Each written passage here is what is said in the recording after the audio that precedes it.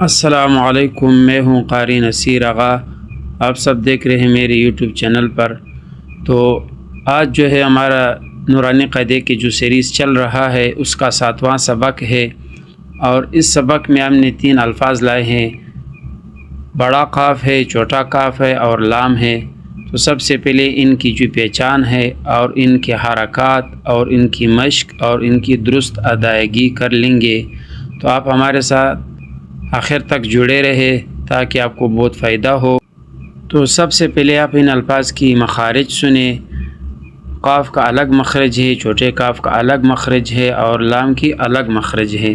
تو بڑے قاف کی مخرج کا مطلب یہ ہے کہ جہاں سے الفاظ ادا ہوتے ہیں تو اس کو مخارج کہتے ہیں۔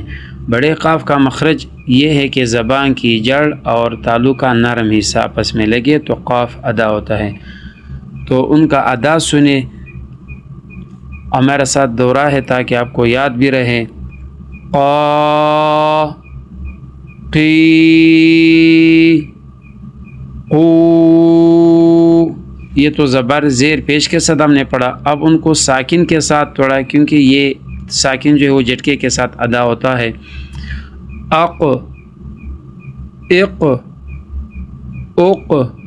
اب چھوٹا کاف جو ہے وہ زبان اسی طرح ہے لیکن تھوڑا سا فرق ہے، زبان کی جڑ اور تالو کا سخت حصہ آپس میں لگے، لیکن یہ ادا ہونے میں بنسبت بڑے قاف سے زیادہ آسان ہے۔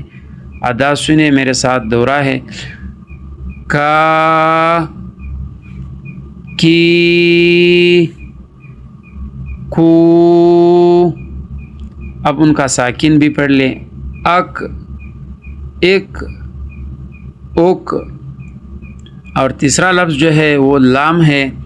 لام جو ہے ان کا مخرج طرف اللسان، طرف اللسان یعنی زبان کا کنارہ اس کو کہتے ہیں، زواحق سے ثناولیہ تک، یعنی زواحق جو اوپر والے سائڈ والے دانت تھے 4 اس کو زواحق کہتے ہیں، سامنے والے جو 2 دانت تھے اس کو عربی میں ثناولیہ کہتے ہیں۔ تو آسان الفاظ میں یہ ہے کہ زبان کا کنارہ اوپر والے جو 4 دانت تھے اس کا سائڈ اور سامنے والے 2 دانت کے ساتھ لگے تو یہ لام ادا ہوتا ہے۔ تو ادا سن لے اور میرے ساتھ دورہ ہے۔ لا، لی، لو۔ یہ زبر زیر پیش تھا، ان کا ساکن اس طرح ادا ہوتا ہے۔ ال، ال، ال۔ یہ تھا آج کا سبق۔ اگر آپ کو سبق پسند آیا تو آپ میرے چینل کو سبسکرائب کر لے۔ اگر صحیح معنی میں قرآن سیکھنا چاہتا ہے تو چینل کو سبسکرائب کر لے، آگے شیئر کر لے، اس نیت سے شیئر کر لے کہ یہ قرآن ہے اور قرآن کا سبق ہے، آپ کو یہ صدقہ جاریہ آخر تک جاری رہے گا انشاءاللہ۔